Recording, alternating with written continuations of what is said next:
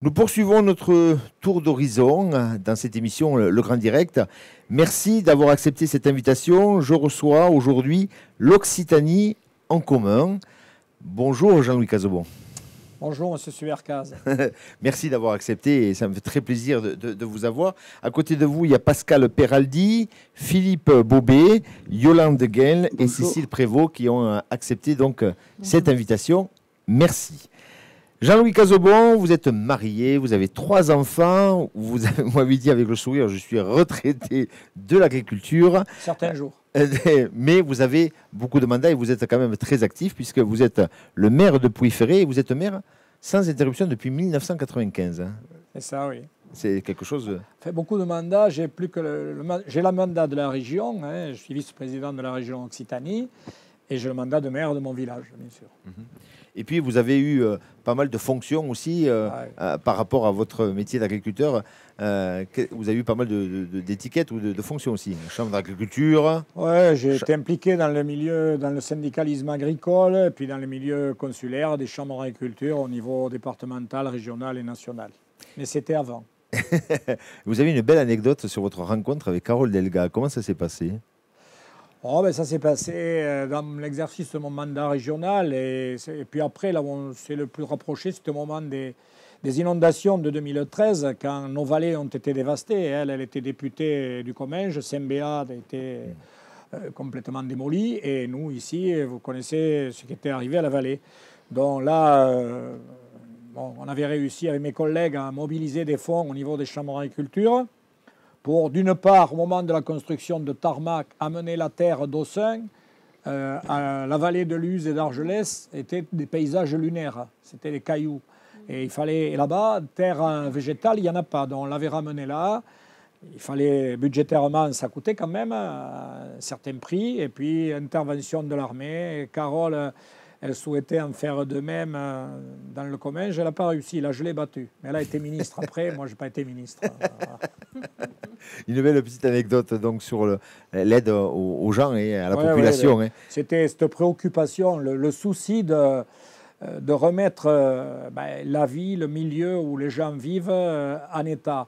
Et voilà. Et puis après, c'était au travers de la valorisation des produits. C'est pour ça qu'ensuite, elle m'a confié l'alimentation au niveau régional. Voilà un peu comment je me suis rapproché de Carole Delga, avec qui je partage une priorité, mais il en est de même pour mes collègues. Elle a une furieuse envie d'équilibrer le territoire, en fait, de ne pas tout axer sur la métropolisation. Toulouse, Bordeaux, Toulouse, il ne ruisselle pas jusqu'à Tarbes. Donc on a intérêt à aider les entreprises, tous les secteurs d'activité qui peuvent porter de l'emploi ici dans nos régions. Parce qu'après, on a une qualité de vie. Voilà, et à partir du moment où on a les services et l'emploi, on peut rouler. Et c'est ce à quoi on s'attache, ce que l'on souhaite développer. Pascal Peraldi, vous êtes vice-présidente, vous, du conseil départemental et conseillère régionale sortante. Exactement, monsieur Subercaz. Et vous avez deux filles. 2 filles de 22 ans et étudiantes. Et étudiantes. Donc là aussi... Je le précise. Hein, c'est important aussi pour vous, ces mandats, les 2 mandats, vous êtes à la fois sur le département et sur la région.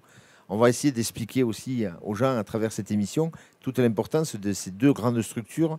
On parle toujours du millefeuille en France administrative, mais là, c'est 2 structures qui viennent tous les jours en aide à la population.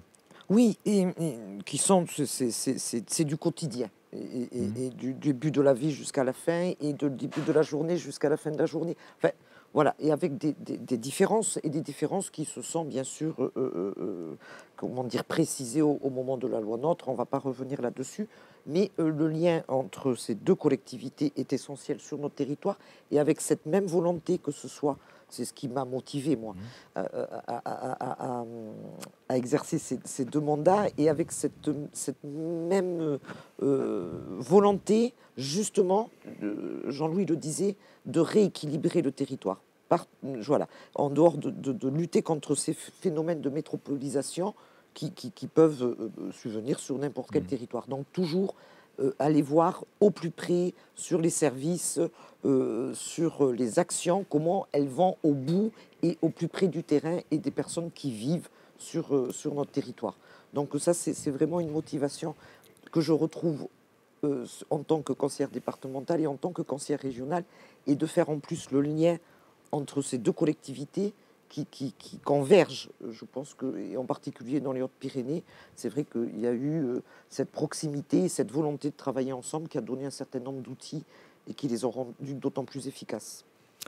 Philippe Boubé, vous êtes cadre à l'URSSAF, vous êtes maire de Séméac depuis 2019, c'est Madame l'ancienne maire, Madame Misson, qui vous avait laissé la place en 2019, et vous avez été fraîchement réélu en 2020. Tout à fait. Alors c'est Boubé. Boubé, c'est le maire d'Auréllan. Oui, il y a le maire d'Auréllan. Vous vous touchez pourtant. Voilà. Il y a Boubé, vous touchez Auréllan et Séméac. Pardon. Tout à fait. Effectivement, c'est maire bien. De Séméac, oui. Oui. Vous avez été réélu et vous êtes quand même conseiller municipal dans cette commune depuis 2001. Oui, tout à fait. C'est mon premier mandat. Vous êtes également délégué à l'AGLO. Vous avez Je suis en charge de la culture, voilà. Enfin, des équipements culturels. Et j'ai un président devant moi, celui du SMTD. Est-ce que vous pouvez nous rappeler c'est quoi le SMTD? Alors le SMTD, c'est le syndicat mixte de traitement des déchets des Hautes-Pyrénées. Voilà, qui en fait a en charge le traitement des déchets, que ce soit les déchets, le bac jaune, hein, la collecte sélective, mais aussi les ordures ménagères résiduelles. Et ce syndicat est créé par l'adhésion de 4 structures, du CIMAT, pour l'agglomération de Tarbes, de la CCPVG, donc pour la vallée après Lourdes, du SMECTOM de Lannemezan et la Comcom à Dourmadiran. Très bien, on en reparlera d'ailleurs, hein, puisqu'on évoquera ce point dans quelques instants. Yolande Guel, vous êtes secrétaire au Parti communiste. Oui. Vous avez 2 enfants.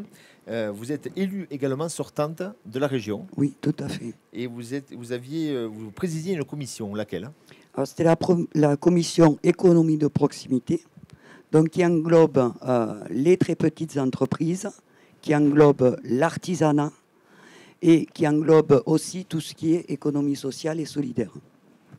Vous avez eu, hein, pendant longtemps dans votre vie, dans votre carrière, un engagement syndical qui vous a amené à la politique, vous m'avez dit. Oui, exactement. Et j'ai été pendant 7 ans membre du Conseil économique et social régional environnemental, Césaire, voilà, pour le dire en abrégé. Dans le cadre de mon mandat syndical, j'ai représenté la CGT, mais c'est une instance où il y a toutes les composantes de la société civile. Il y a les syndicats des salariés, les syndicats des patrons, mais aussi des représentants d'associations qui sont également présents. Donc là, on apprend à défendre ses idées, mais aussi à faire consensus et à essayer de trouver des solutions communes. Cécile Prévost, vous êtes, fraîchement maire adjointe depuis 1 an à la ville de Lourdes. Oui, c'est ça.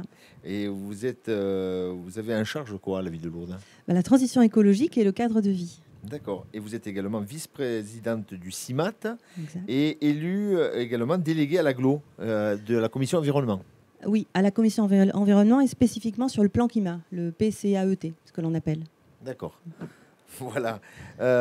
Jean-Louis Cazomont, je me tourne vers vous. Vous m'avez dit en préparant cet entretien, j'aimerais qu'on revienne, parce que c'est important, sur l'émission d'un conseil régional.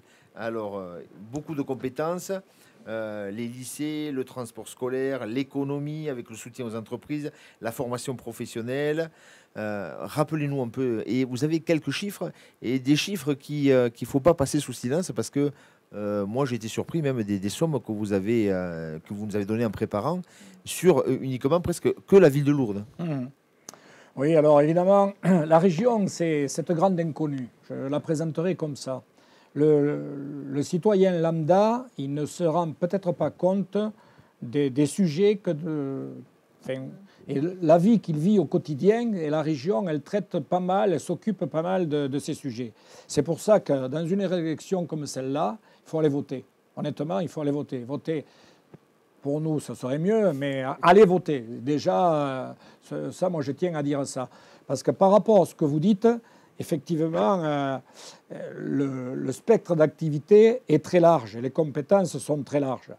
On se rend compte, donc, déjà, l'éducation des jeunes. Les lycées, c'est un des budgets les plus importants de la région. Il y en a eu une dizaine au niveau régional qui ont été créés. Mais la mise en état de tous les autres, de tous les lycées, même ici sur Lourdes, les deux Serre de Sarcin, oui. Oui, mais... Et Péramal. Hein. Et ici de la Rouza. Oui, la Rouza également. Voilà.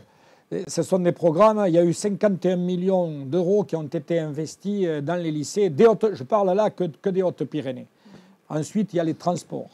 Les transports, qu'ils soient ferroviaires ou même les transports par les bus. Aujourd'hui, un billet de bus, c'est les tarifs à 2 euros pour faire Tarbes-Auch, Lannemezan-Saint-Lary, c'est des tarifs uniques à 2 euros. Là, depuis 2 ans, la région, au niveau des mobilités, elle a souhaité que tous ces transports soient accessibles, notamment au niveau des plus jeunes qui n'ont pas les moyens peut-être d'avoir une voiture à ce moment-là et qui ont besoin de se déplacer. Et puis les aides aux entreprises. Ça, c'est vraiment très important parce que ici, moi j'ai quelques chiffres, j'ai relevé là sur les Hautes-Pyrénées, et ça, il faut le dire que les aides aux entreprises dans cette région, les aides économiques, c'est 27 millions d'euros en 3 ans. Et c'est 376 sociétés qui ont été aidées. Alors, dès qu'elles investissent et qu'elles développent leur activité, bien entendu qu'elles créent des emplois. Et ça, c'est très important et il faut s'occuper de ça. Le Père Noël qui ne passera pas avec un 400 emplois, honnêtement, j'y crois pas beaucoup. Mais par contre, il faut aider. On a quelques pépites ici sur le plan départemental qu'il faut aider. Je pense à Alstom. Alstom, quand je parle des transports, je fais le lien avec les transports. Il y a eu au départ 3 motrices à hydrogène qui ont été commandées, 10 millions d'euros, les 3. Et pour que Alstom puisse amortir la R&D qu'il avait mis en place, recherche et développement, il fallait à peu près une quinzaine de motrices à hydrogène. Bon, Carole Delga a pris son bâton de pèlerin avec ses collègues, Laurent Wauquiez, qui n'est pas du même bord qu'elle, et d'autres. C'est 18 motrices qui ont été commandées et aujourd'hui, le train à hydrogène va se développer. Donc, vous savez ce qu'il en est, pas de rejet dans l'atmosphère.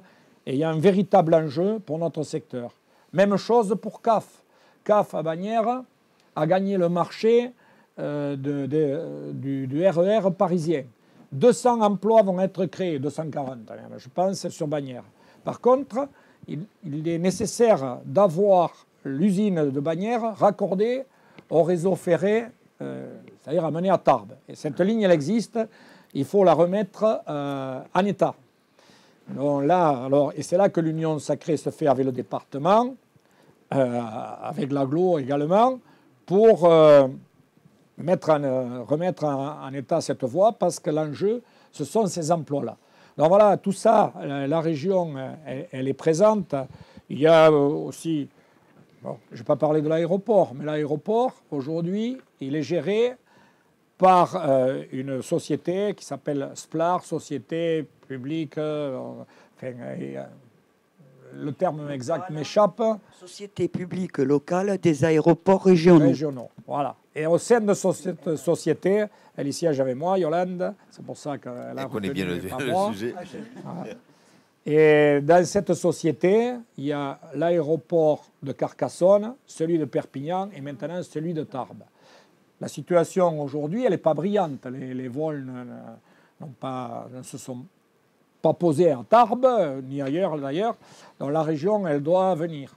La ligne, elle doit venir en soutien là pour passer ce cap.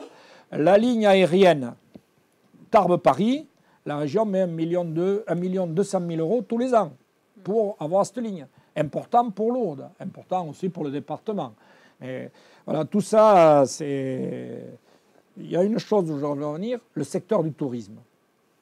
Très important à Lourdes. Dans la région, le tourisme, il représente 90 000 emplois et 10 milliards de chiffre d'affaires récurrents chaque année. Et l'agriculture et l'agroalimentaire, au passage, je le dis aussi, 165 000 emplois, 22 milliards de chiffre d'affaires. Là, vous devez rajouter la distribution, les métiers de bouche. On mange 3 fois par jour, donc c'est assez important. Et quand on dit que nos emplettes sont nos emplois, ça se vérifie là. C'est la matière première, quand elle est transformée et amenée au plus près du consommateur, ça génère de l'emploi, de l'activité. Voilà, ceci, moi je tiens à le rappeler assez souvent. Et je reviens au tourisme parce que la Compagnie des Pyrénées a été créée, à l'instar de la Compagnie des Alpes, pour investir dans nos stations de ski, ou tourisme 4 saisons s'il manque de neige. C'est pour venir en soutien des collectivités, des CIVOM, enfin, des stations qui ont besoin d'investir très lourdement à ce niveau-là. Dans la région, elle vient investir au travers de ces compagnies. L'ARAC, là, il y a aussi une agence régionale d'investissement stratégique qui peut venir dans les énergies renouvelables. Quand j'écoutais Philippe à l'instant qui parlait de valoriser les déchets, ça me faisait tilt. Voilà, donc tout ça, voilà un peu le corpus de l'action de la région. J'en ai oublié. Hein, mais l'aide aux communes, enfin ça je vais le laisser à Pascal. À vos collègues. Vous me parliez également qu'il y a eu sur Lourdes un plan Lourdes. C'est quoi ce plan Lourdes que la région a mis en place? Alors, actuellement, le lien avec le plan Lourdes est en lien avec la situation, la crise sanitaire et économique qui s'est... ou alors, peut-être revenir à l'origine de la considération qu'avait la région déjà Midi-Pyrénées pour le secteur hôtelier de Lourdes, peut-être le rappeler. Mais avant de parler de ce plan qui a été mis en place spécifiquement depuis la crise sanitaire. Hein. Voilà, il y a quelque chose qui est important dans le principe d'intervention de la région. D'abord, je voulais rappeler, si vous le permettez, je vous dis ça pour... on a travaillé en équipe pendant ces 6 ans. D'ailleurs, vous l'avez vu, quand Simon Comeau, l'un des 3 ici... les sortants le connaissent. Voilà, donc je pense que c'est quand même quelque chose qui me tient à cœur, et je voulais le dire. Le travail qui a été fait collectivement dans la confiance et dans les échanges, parce que vous avez vu, les sujets sont vastes et il faut pouvoir échanger et avoir cette vision au jour le jour de ce qui se fait et éventuellement de ce qui pourrait être fait autrement. Parce que la région aussi agit concrètement, mais elle a fait évoluer ses dispositifs. Et ça, dans tous les secteurs. Elle a fait, c'est-à-dire qu'on a proposé, il y a eu une longue période de travail qui nous a quand même demandé énormément d'engagement, et en particulier à Jean-Louis en tant que vice-président, mais il y a eu quand même ce travail. Il fallait faire la région Occitanie. Donc harmoniser des politiques, et non seulement pouvoir harmoniser ces politiques-là, mais peut-être même faire mieux que la somme des politiques qui avaient été engagées par ces 2 régions, Midi-Pyrénées et Languedoc-Roussillon. Donc je pense qu'on a vécu quand même, nous, les élus et les services de la région, je pense une période vraiment d'investissement intense, justement pour remettre à plat et proposer des choses. Et on a vu aussi, une fois qu'on a fait ces propositions, qu'on a testé, quand il a été nécessaire de revenir sur ces politiques pour les améliorer, voilà. Et ça, c'est le rôle aussi des élus locaux que nous sommes, c'est-à-dire de faire remonter comment dire, la vie de ces actions sur le terrain et comment on peut les améliorer pour être au plus près des besoins de nos populations et des entreprises, et quel que soit le secteur. Et il y a une chose aussi qui est importante, c'est la crise sanitaire. Et là aussi, je veux dire, la région a été réactive. Et ça a été la première action, ça a été de trouver des masques pour tout le monde. Donc là, je pense que là aussi, et en embarquant tout le monde, hein. Quand je dis la région a fourni des masques, la région a travaillé avec le département pour fournir ces masques. On a mis en lien, on a livré des masques aux communes. Tu te souviens, pour que chacun... Voilà, il y a eu aussi l'organisation du proxy test, parce qu'il fallait tester. Donc là aussi, la région s'est engagée et avec les communes, hein, qui les ont reçus, et la Croix-Rouge. Il y a eu aussi sur la vaccination, avec la mobilisation d'un système comme ça itinérant pour aller au plus près de la population. On s'est engagé, je veux dire, quand on parle de santé maintenant, je pense que la région et sa présidente a démontré aussi sa capacité. Quand on dit la région, c'est les écoles d'infirmières, c'est les aides-soignantes. Hein. Quand on a dit il faut absolument augmenter les capacités de formation des infirmières aides-soignantes, on a eu une augmentation de cette capacité-là de 20%. Donc voilà, c'est ça aussi les actions mises en place, et puis cette réactivité et comment on les mobilise en lien avec les autres collectivités que sont le département, l'agglo comme les communautés de communes et les communes, puisque là aussi on est au plus près du territoire. Alors vous me disiez que spécifiquement il y avait eu un plan, hein, ce fameux plan Lourdes, là en ce moment, pour la crise que nous vivons. Le conseil régional vient, je dirais, en secours des socioprofessionnels et des saisonniers. Oui, alors là je voudrais faire un focus sur Lourdes, puisqu'on est ici à Lourdes, on est au cœur de la problématique lourdaise. Il faut rappeler que depuis 2016, par rapport à la continuité de ce qui avait été lancé pour la rénovation des hôtels, depuis 2016 à 2020, c'est-à-dire il n'y a pas 2021 là, il y a eu les passes et les contrats qui sont les outils classiques sur Lourdes, c'est 13,5 millions d'euros qui ont été engagés, qui ont été financés. Et ça, derrière, ça c'est le passé. Il y a... c'est des aménagements touristiques. Ensuite, et puis tout à l'heure, elle a parlé, là, le fonds local, c'est autre chose, c'est pendant la crise. Là, c'est les aides pour faire face, pour être en règle avec les conditions sanitaires, pour aider les entreprises. C'est 2 300 000 euros. Voilà.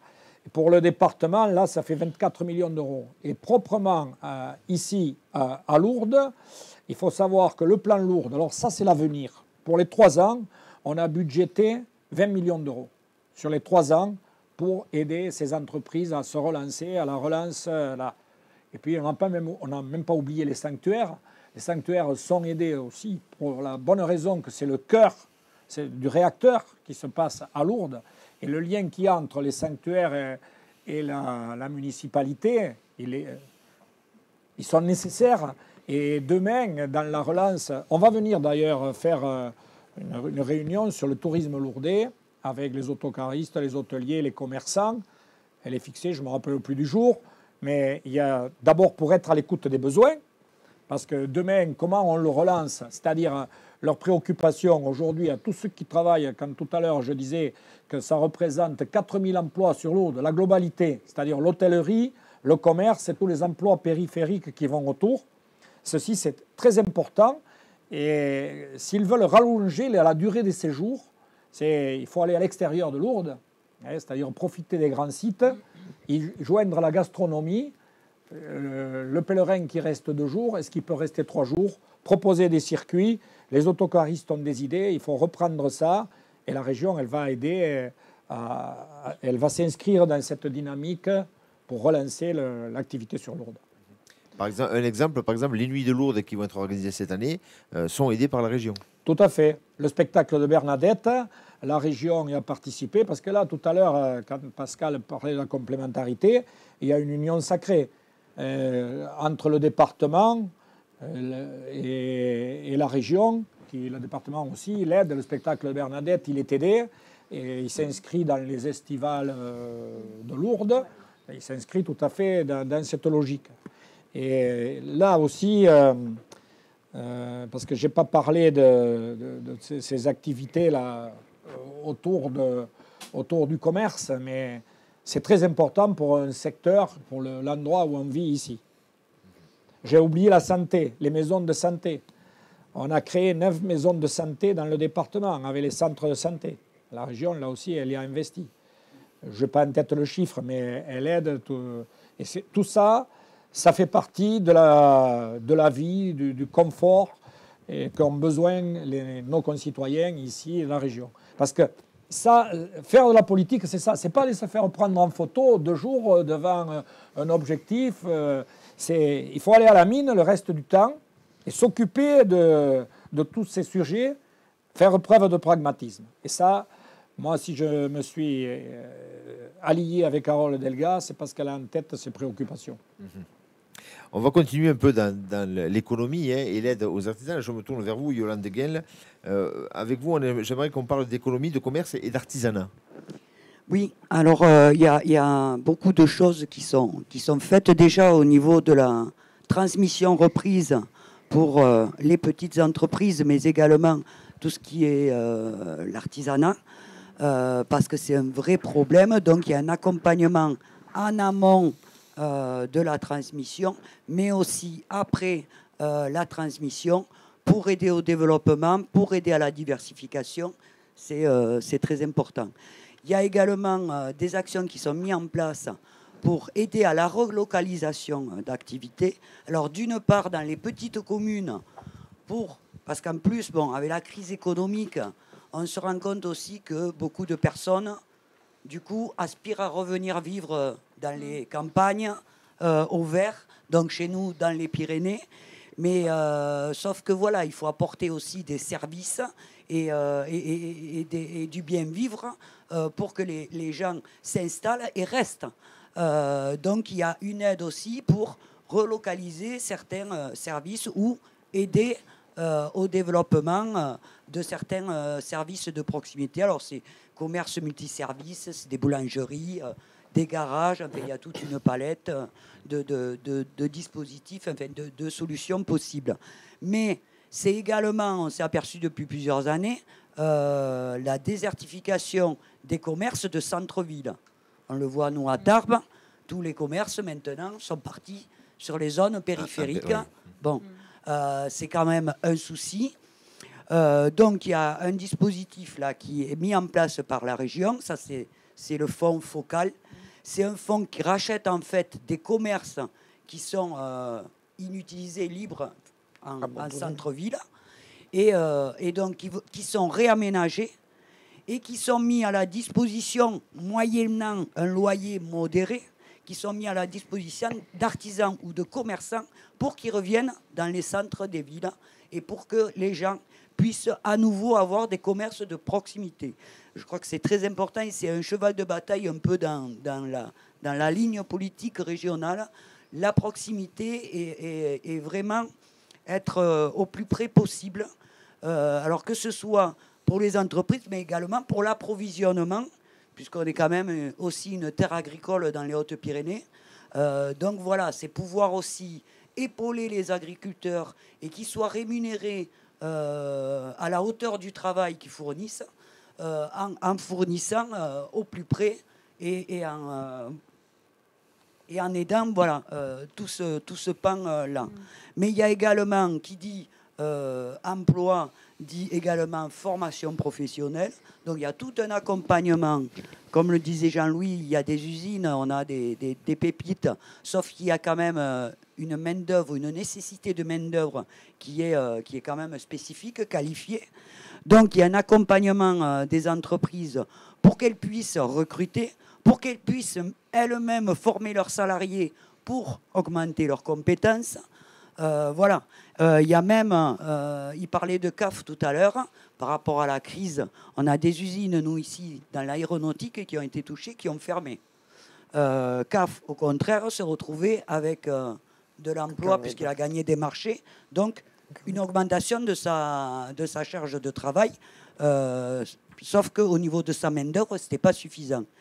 Donc, il y a une expérimentation qui a été faite entre les besoins qu'avait l'entreprise CAF au niveau personnel et les salariés qui étaient en chômage technique des industries qui étaient liées à l'aéronautique chez nous.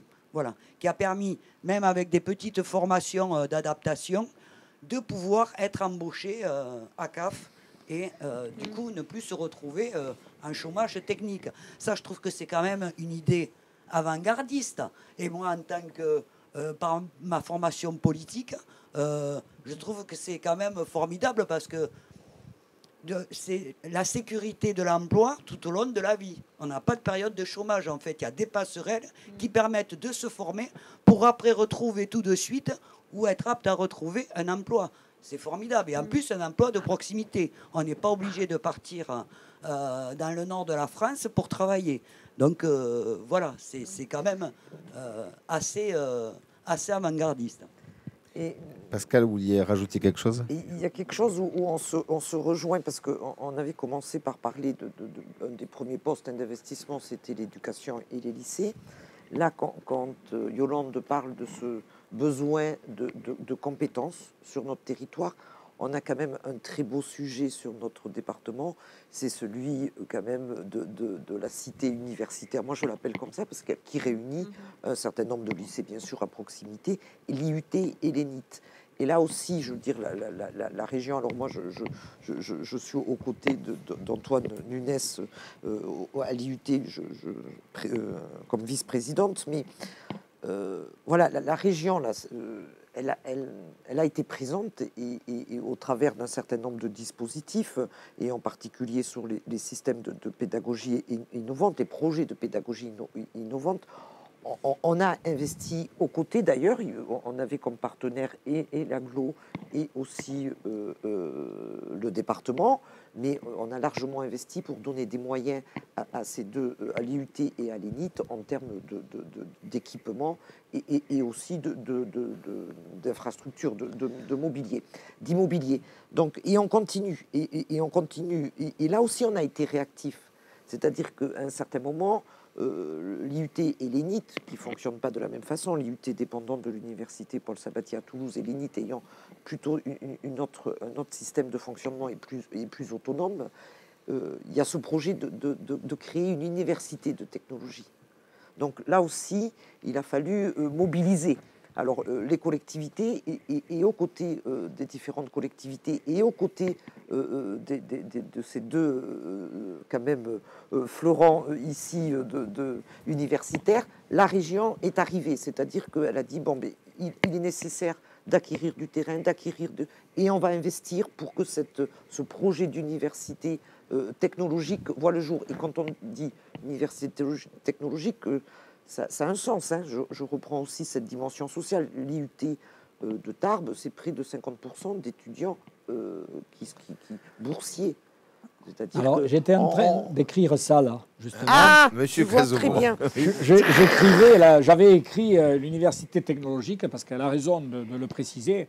C'est la fusion, le rapprochement de l'ENID et de l'IUT. Et les enjeux qu'il y a derrière, ils sont importants, parce que bon, il y en a une autre en France, d'après ce que j'ai compris. Oui. Hein. Mais alors maintenant, la balle, elle va être dans le camp du ministère pour voir. Alors là, justement, les gens du MEDEF, du BTP, il y a l'union sacrée là, qui s'est faite entre l'AGLO, le conseil départemental et la région pour acquérir le terrain et pour y construire, enfin, peut-être garder certains de ces locaux. Mais l'enjeu, il est important. Ce serait 1500 étudiants de plus. Et derrière, c'est fournir les cadres d'un certain niveau à nos entreprises ici. Je vais vous citer, excusez-moi, l'exemple de CAF. La CAF avait besoin, bon, c'est une entreprise espagnole qui est construite. Ils avaient gagné le marché en association avec Bombardier. Entre-temps, le marché du RER parisien. Et c'est là la création de 240 emplois. Entre-temps, Alstom rachète Bombardier et il n'avait plus envie de continuer à aller aider son concurrent espagnol. Bon, il y a eu aussi une intervention, et même de la présidente, en leur disant on vous a aidé pour les machines à hydrogène, et maintenant il ne faut pas venir déstabiliser le tissu industriel aux Pyrénéens. Mais les dirigeants de CAF, ils se voyaient très bien aller construire une annexe à Toulouse. Parce que les cadres qui doivent venir là, Bagnères de Bigorre, ils se disent bon voilà, il vaut mieux être dans une métropole. Alors là, il a fallu leur expliquer que fallait rester là quand même. Bon, essayer de trouver les compétences qui étaient nécessaires. Mais si on forme par rapport à ce qu'ont besoin de nos entreprises, cette catégorie, si nos jeunes, au lieu de s'expatrier quand ils sont formés, les garder sur place, il y a un enjeu considérable pour le département, pour ces jeunes, mais aussi pour les entreprises. Là. Donc voilà, et c'est ça pour ça que c'est important. Pour toutes les entreprises, celles-ci en particulier, quand elles ont un besoin urgent et important de compétences, mais aussi surtout tout le tissu économique du département. Alors on veut garder nos jeunes, mais on reçoit beaucoup de jeunes d'autres régions. Hein. Donc on est aussi attractif, et c'est là aussi, je veux dire, l'université de technologie, c'est aussi la possibilité d'être encore plus attractif pour les jeunes du sud de la France, parce qu'on va chercher quand même, on recrute assez loin, et on a maintenant une offre pédagogique au niveau de l'IUT et de l'ENIT, avec la modification maintenant du diplôme de l'IUT en 3 années en BUT. Donc là aussi, il faut être attractif. C'est aussi former les jeunes, les garder et permettre aux entreprises d'embaucher avec des compétences. Mais aussi, ça participe à l'attractivité de notre département. Et ça montre que c'est possible, que loin des métropoles, on peut créer cette attractivité-là et cette qualité, que ce soit dans l'économie, que ce soit dans l'éducation, que ce soit dans l'agriculture. Et justement, d'être au plus près on a rapidement parlé, mais c'est important. Et toi, tu le sais en tant que maire, je veux dire, l'accompagnement aussi de la région sur les projets qui sont portés par les communes, les communautés de communes, et son intervention aussi aux côtés des projets de territoire que sont les PETR, enfin les pays. Tu pourras peut-être en reparler ici, peut-être ici sur la vallée de Lourdes et la vallée des Gaves. Mais je crois que oui, oui, alors vous voulez m'interrompre, pardon, j'allais le tutoyer aussi. Alors, les sortants ont beaucoup parlé. On va essayer de faire parler. Alors, j'allais faire la transition. Ah, mais là, voilà. Même. Mais oui. Voilà, parce mais que oui. Donc, elle fait mon travail, Pascal. Il y a cet accompagnement au plus près donc des projets portés par les communes, entre autres, et bien sûr à tous les échelons de nos collectivités, et surtout dans des communes. Et c'est là où je fais la transition. Qui s'engage aussi sur des projets en lien avec l'écologie du quotidien. Et là, je trouve que la dimension aussi, je pense que Lourdes doit aussi s'y engager. Donc, quand je dis doit, c'est comme si j'avais... Non, ils sont tout à fait... Alors, on va donner la parole. Et je trouve que là, c'est important de rappeler cette attente d'une ville comme Lourdes et sur une thématique comme l'écologie. Cécile Prévost, alors, en quelques mots, l'écologie. Oui, merci Pascal. C'est vrai qu'en les entendant, en les écoutant, on voit le bilan. Le dossier, oui. Et puis le bilan est complet. Et encore, on les arrête, parce que sinon... Donc en effet, c'est vrai, la transition écologique, c'est un des thèmes actuels. Toutes les listes s'en sont emparées. Et celle de Carole Delga, évidemment, c'est la poursuite du bilan. La transition écologique commençait en 2016 par Carole Delga. En fait, c'est ce qui m'a fait me lancer aussi et proposer ma candidature. Parce que ici, déjà à Lourdes, vous avez vu, il y a eu quelques changements depuis les derniers mois. C'est vrai que c'était un des grands axes de notre mandature. On est arrivé avec Thierry Lavitte avec ce projet-là, de mettre la transition au cœur de notre mandat. Et c'est vrai que ça commence à apparaître un petit peu ici et là dans la ville. Place Péramal, vous avez une installation faite complètement en régie par nos jardiniers, nos menuisiers, avec de l'économie circulaire. C'est que de la récupération, c'est que des productions de plantes faites dans les serres. Budget vraiment minimal et pour un résultat quand même qui marche. Parce qu'on a associé pas mal de monde. Alors, dans l'idéal, on aurait associé aussi les habitants. On n'a pas pu le faire à cause de la crise, évidemment. Nous partons aussi sur la mobilité. On a commencé à travailler sur les vélos, donc l'implantation des vélos électriques avec l'agglo, puis aussi la rénovation de toutes nos pistes cyclables. La prochaine sera vers le lycée de Sarsan. Aidé, soutenu par la région. Le plan vélo de la région. Du plan vélo, ça c'est important parce que quand même, ces lycéens, il faut aussi les rendre mobiles et l'accès au lycée, ça me paraît être une des premières choses. La circulation globalement en vélo dans cette ville n'est pas naturelle, on va dire. Donc petit à petit, ça rentre. Également dans les pratiques des jardiniers, je ne sais pas si vous avez vu, il y a beaucoup de paillage, ce qui évite d'arroser beaucoup. Donc là, on gagne en sobriété. Et puis, on gagne aussi en entretien. C'est-à-dire qu'on va désherber moins souvent. Donc ça, c'est des petits gestes de terrain qui ont permis d'apprendre, en fait. Donc pour moi, je suis nouvelle, hein, donc pour apprendre. Et puis également, je pense que pour sensibiliser, parce que la transition écologique, elle part de là. Elle part de cette capacité qu'on peut avoir à s'approprier le sujet. Parce que tous les gestes comptent, c'est vrai. Couper l'eau quand on se brosse les dents, ça compte. Mais là, il faut aller un peu plus loin. Et on va avoir besoin de tout le monde sur l'écologie, sur la transition nécessaire pour absorber les crises qui vont arriver. Voilà, les inondations à répétition. À Lourdes, on est bien placé pour le savoir.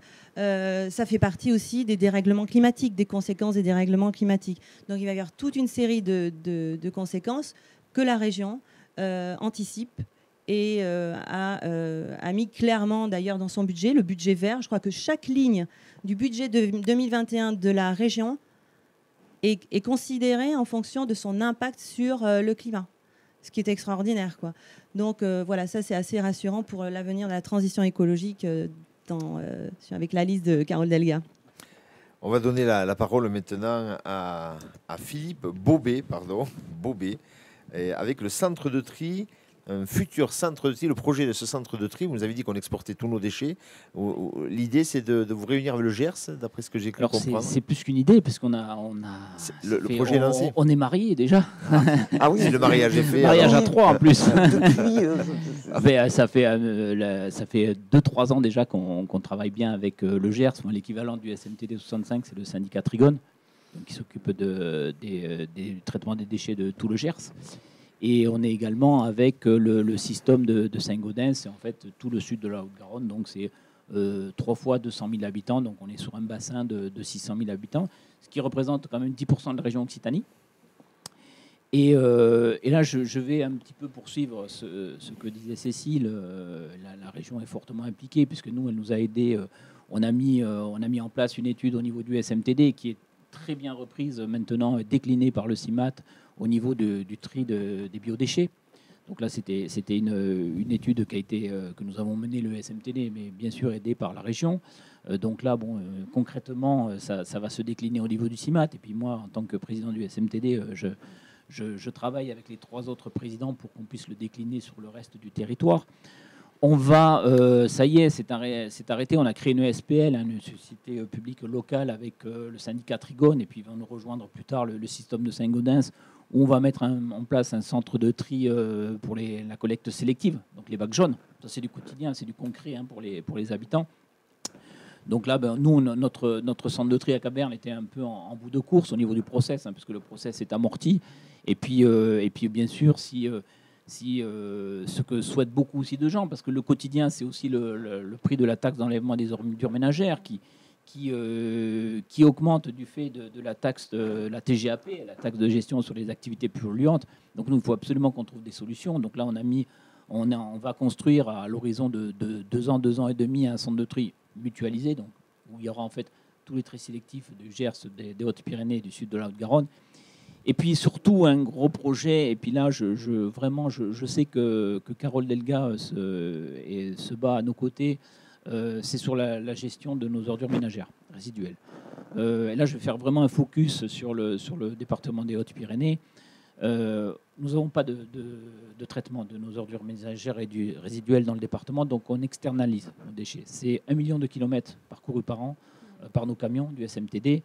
C'est 1 million de coûts supplémentaires sur le transport, et c'est également une augmentation du coût du traitement, puisqu'en fait, comme on ne maîtrise rien, ce sont des sociétés de prestataires qui... et là, on a renouvelé le contrat pour 3 ans, on a une augmentation de 20%. Donc là, on avait rencontré Carole et qui souhaite qu'on mette en place, toujours pareil, sur ce bassin de 600 000 emplois sur le sud de la région Occitanie, une unité de traitement et de valorisation de nos déchets. Donc là, l'étude est lancée. On a actuellement 3 scénarios qui méritent d'être approfondis, avec des solutions, et là, je vais rejoindre ce que disait... tout se boucle, en fait, avec des solutions, peut-être à terme même, de faire de nos ordures ménagères ce que l'on souhaite, c'est quasiment une ressource. On peut, à partir de certains process, nos ordures ménagères, faire du CSR, faire de la méthanisation, mais peut-être après, l'échelon d'après, ça c'est ce qu'on va étudier aussi, pourquoi pas de l'hydrogène. Vous en avez encore dessous, mais le temps est compté et puis on ne peut pas privilégier des candidats par rapport à d'autres, donc on va être obligé de conclure. L'abstention, est-ce que vous en avez peur? Je sais que ça vous a embêté quand on a préparé cet entretien. Est-ce que l'abstention vous fait peur? Et qu'est-ce que vous pouvez dire aux gens qui disent « moi, je ne vais pas aller voter », d'aller voter? Bien sûr, c'est une crainte parce que, comme je le disais, la région, elle est éloignée, les gens pensent que c'est très loin. Or, depuis 2 ans, une maison de la région existe à Tarbes, au quartier de l'Arsenal, pour répondre aux questions que se posent les usagers. Les habitants des Hautes-Pyrénées peuvent aller là, aller voir dans quoi ils ont droit, dans quel secteur, est-ce que la région peut m'aider. Que ce soit une entreprise, c'est là qu'il faut... c'est le service de proximité.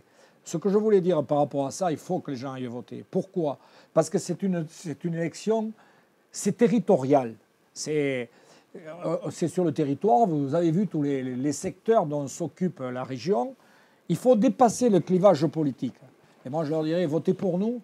Vous voyez bien qu'on est une liste où toutes les sensibilités sont intégrées là-dedans. Ce n'est pas une élection politique. Gardez la politique pour l'élection nationale, la législative ou la présidentielle. Là, on s'occupe du territoire. C'est comme dans une commune, les communes rurales, dans nos conseils municipaux. On a toutes les sensibilités, vous le connaissez, vous, ça. Et je suppose que dans beaucoup de... sauf dès qu'on est dans certaines villes, mais quand on s'occupe du territoire, au conseil départemental, c'est à peu près la même chose.